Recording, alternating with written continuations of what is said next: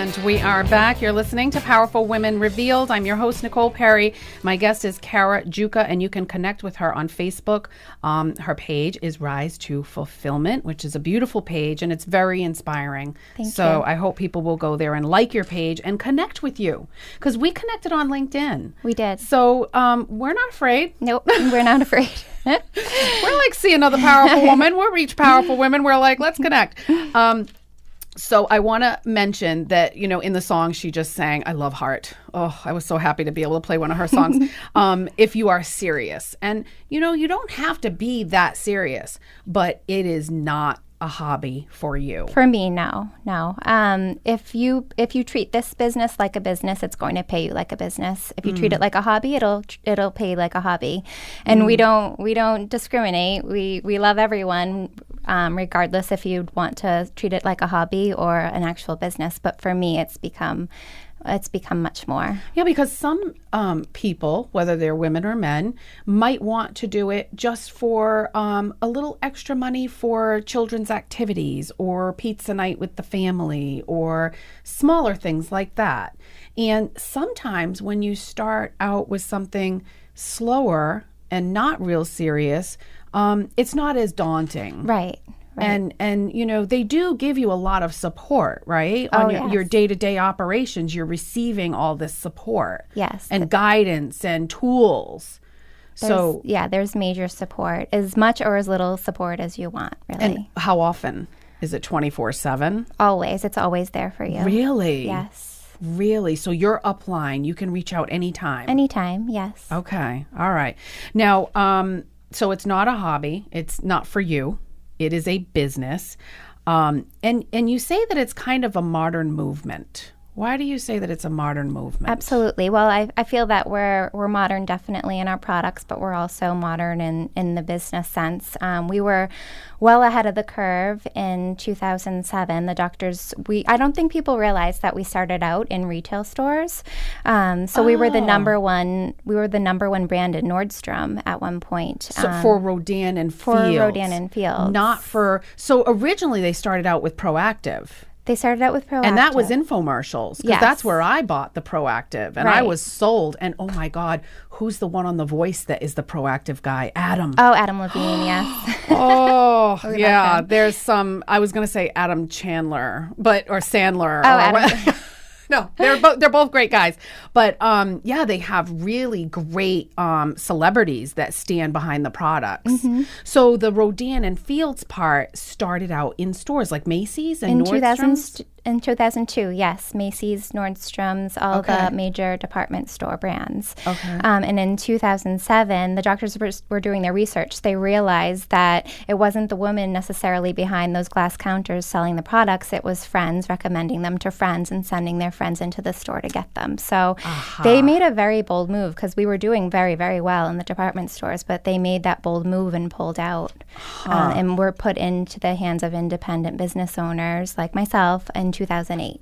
Oh, okay. All right. Yes, very bold move. Yes. Which, you know, when you see an opportunity, I mean, you know, money is fuel. You can't live without money. You Right. need a roof over your head. You need to feed yourself. You need to get to different places. So anyway, all right. So do you feel like does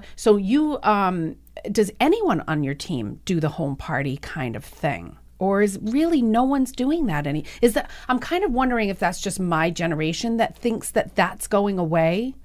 Or some girls do. I mean, some people are very, very social and love the party thing.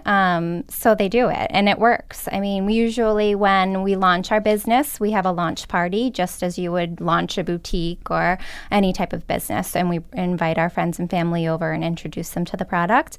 And then we can do those relaunches really whenever we want to throughout our career. Now, what about those stereotypes and misconceptions about the multi-level marketing and direct sales? Because you are not the first gal I've interviewed that is in this line of business.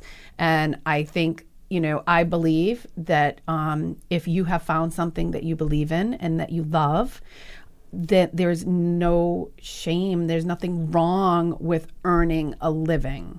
And I believe that wholeheartedly. I support all of my gals. I purchase things from my friends that have multi-level marketing and direct sales companies to support them as I would a business locally. Mm-hmm. And a lot of people are doing that. Yes. So are the misconceptions, I even forget my question, are the misconceptions still out there? They're still out there. I choose not. I see the big picture. I see what this opportunity is doing for me and my family. I see what it's already done for thousands and thousands of families. And I see what it's doing for the people in my organization as well.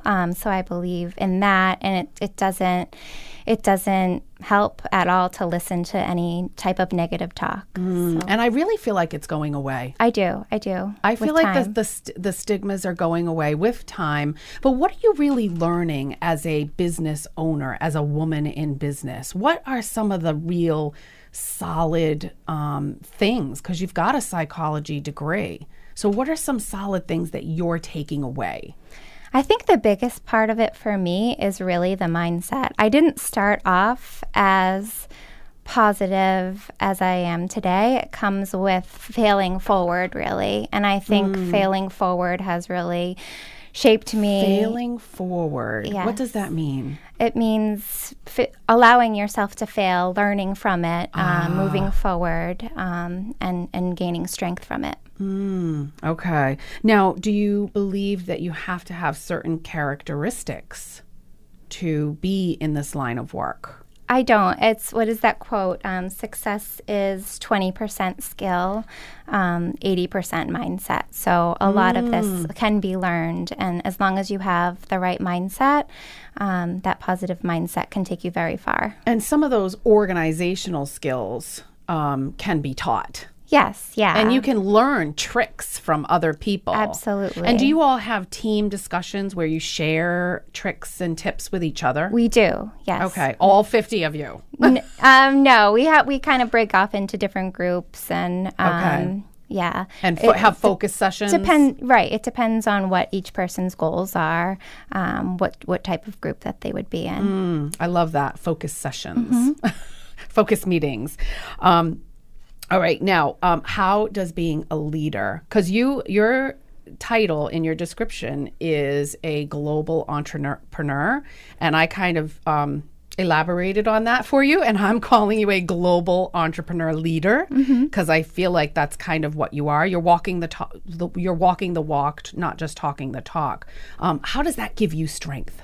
Well, exactly what you just said. I can't not do it. I can't not do it if I'm preaching it. So, and I watch people daily break through their fears and just strive from that. And I see the looks on their faces when they'll meet a goal, and it's just them meeting those goals, and it just totally gives me strength and inspiration as well.